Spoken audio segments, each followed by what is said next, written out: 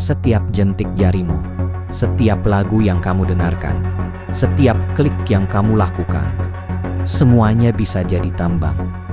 Tambang jenis baru dari minyak.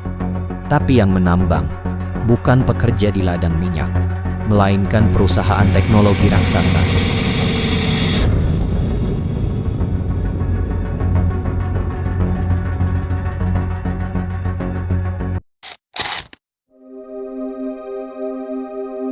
Dalam waktu kurang dari 1 dekade, data pribadimu berubah dari sesuatu yang bersifat rahasia menjadi sumber daya yang nilainya triliunan dolar, dan kamu bahkan tidak punya kendali penuh atasnya. Hari ini, kita akan membongkar bagaimana kamu yang menonton sekarang, telah menjadi pekerja tak sadar di ladang data global. Kita akan menyelami bagaimana raksasa teknologi mendaur ulang hidup digitalmu, membangun sistem yang semakin mirip feodalisme modern. Data serfdom. Dan di akhir video ini, kamu akan melihat siapa yang sebenarnya memiliki kedaulatan digital atas dirimu. Kita akan membedah bagaimana analogi data is the new oil muncul. Bagaimana kapitalisme pengawasan berubah menjadi feodalisme digital, dan bagaimana perusahaan bisa memprediksi kamu lebih baik daripada dirimu sendiri. Jadi, kalau kamu merasa bebas di dunia digital, pikir ulang. Karena kenyataannya, banyak dari kita sudah menjadi budak data tanpa sadar. Pertanyaannya, apakah kamu benar-benar memiliki datamu sendiri?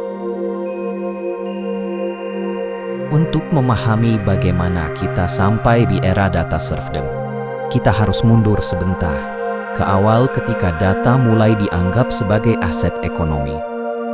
Istilah data is the new oil pertama kali dipopulerkan oleh Clive Humby pada tahun 2006. Ia menyebut bahwa data, seperti minyak mentah, hanya bernilai ketika diolah. Namun, analogi itu punya cacat. Data tidak habis dipakai seperti minyak. Ia bisa disalin, digunakan ulang, dan nilainya tergantung konteks sosial, ekonomi, bahkan emosional dari pemiliknya. Lalu, sejak tahun 2010-an, narasi ini berkembang jadi sesuatu yang jauh lebih gelap. Surveillance capitalism atau kapitalisme pengawasan. Shoshana Zuboff dalam bukunya The Age of Surveillance Capitalism 2019 menyebut bahwa perusahaan kini mengekstrak surplus perilaku dari setiap aktivitas digitalmu, lalu menjualnya untuk memprediksi dan mengendalikan perilaku manusia. Tapi itu baru permulaan. Beberapa peneliti kini menyebut fase barunya sebagai digital feudalism atau feodalisme digital. Perusahaan-perusahaan besar seperti Google, Meta, Apple, dan Amazon berperan layaknya tuan tanah digital. Mereka menyediakan lahan tempat kamu hidup, platform, aplikasi, dan sistem.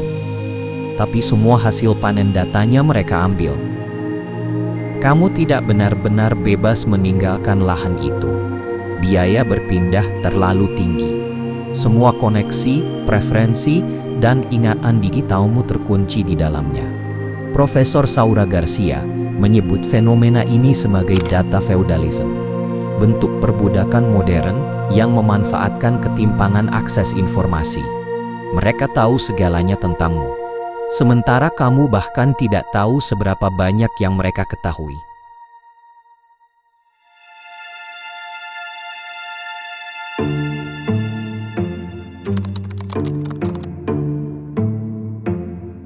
Di dunia lama, kamu membayar dengan uang.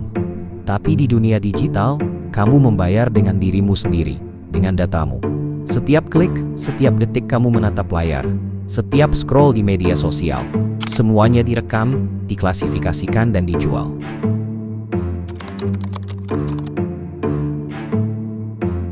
Pada tahun 2015, peneliti dari University of Cambridge membuat eksperimen sederhana. Mereka menggunakan 58.000 data Facebook likes untuk memprediksi kepribadian seseorang. Hasilnya, algoritma bisa mengenali kepribadian seseorang lebih akurat dari pasangan atau keluarga dekatnya sendiri. Eksperimen ini kemudian menjadi dasar dari skandal terbesar abad digital, Cambridge Analytica. Perusahaan itu memanen data hingga 87 juta pengguna Facebook untuk menargetkan pemilih di pemilu Amerika 2016 dan referendum Brexit.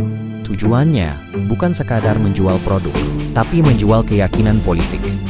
Artinya, datamu bukan lagi tentang iklan sepatu, tapi tentang mengubah cara kamu berpikir, memilih, dan bahkan mempercayai dunia. Menurut Bank Dunia tahun 2021, industri data global kini bernilai lebih dari $3 triliun per tahun, melebihi gabungan nilai seluruh minyak bumi yang diperdagangkan. Tapi tidak seperti minyak, kamu tidak pernah dibayar untuk data yang kamu hasilkan. Setiap kali kamu membuka aplikasi gratis, kamu sebenarnya bekerja. Kamu menghasilkan data perilaku, lokasi, biometrik, dan interaksi sosial. Dan nilai semua itu dikonversi menjadi model prediksi yang dijual ke pengiklan, lembaga riset, dan institusi politik. Inilah bentuk baru kapitalisme yang disebut Shoshana Zuboff sebagai behavioral surplus extraction, atau pengambilan surplus perilaku manusia untuk keuntungan korporasi.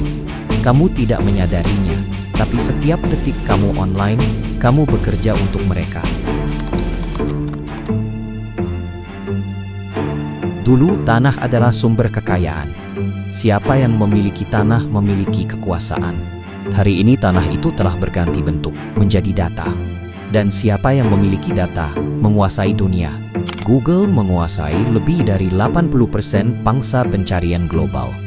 Amazon menyimpan sekitar 30% data cloud dunia melalui AWS. Meta memiliki lebih dari 3 miliar pengguna aktif setiap bulan. Hampir separuh penduduk planet ini. Kamu pikir kamu pengguna, tapi kamu adalah produk. Kamu pikir kamu punya pilihan, padahal kamu hidup di lahan digital milik mereka. Inilah wajah baru feodalisme, bukan dengan pedang dan benteng, tapi dengan algoritma dan kebijakan privasi yang tak pernah kamu baca.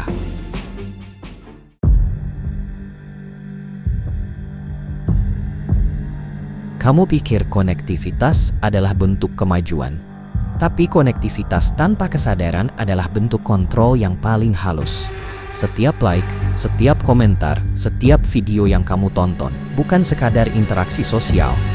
Itu adalah bahan bakar ekonomi baru yang menyalakan mesin miliaran dolar.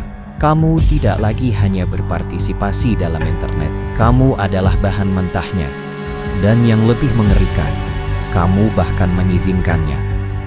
Dalam sistem seperti ini, privasi bukan hanya hilang, ia dikorbankan. Setiap notifikasi yang kamu lihat, setiap rekomendasi yang kamu klik, semuanya dirancang untuk satu hal, mempertahankan perhatianmu. Karena perhatian adalah mata uang paling berharga di ekonomi digital.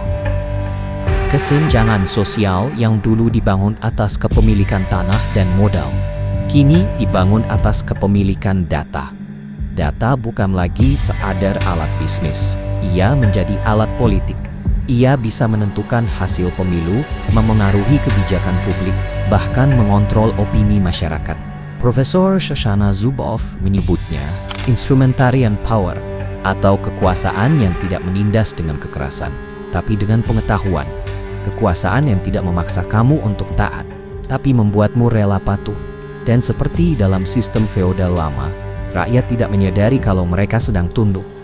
Yusuf Byung-Chul Han menyebut kita hidup di era psikopolitik, di mana kendali tidak lagi datang dari luar, tapi dari dalam diri.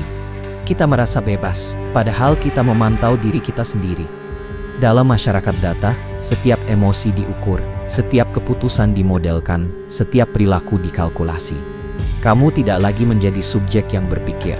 Kamu menjadi profil statistik.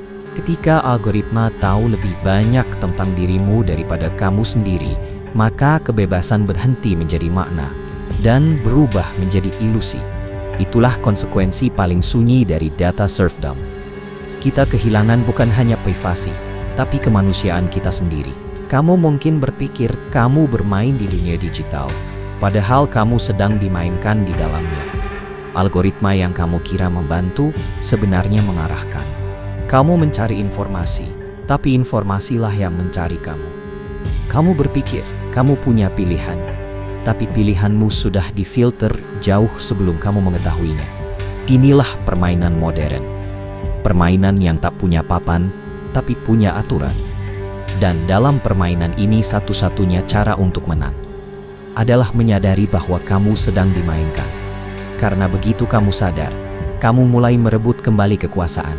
Ketika kamu memilih untuk tidak memberi perhatianmu, kamu mengambil kembali kekuasaan yang selama ini mereka ambil diam-diam.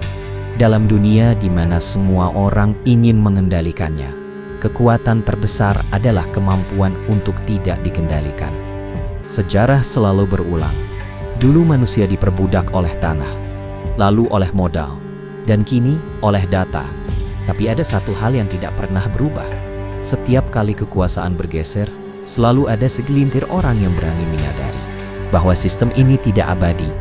Jadi, mungkin kamu tidak bisa menghentikan revolusi data, tapi kamu bisa memulainya dari hal yang paling sederhana.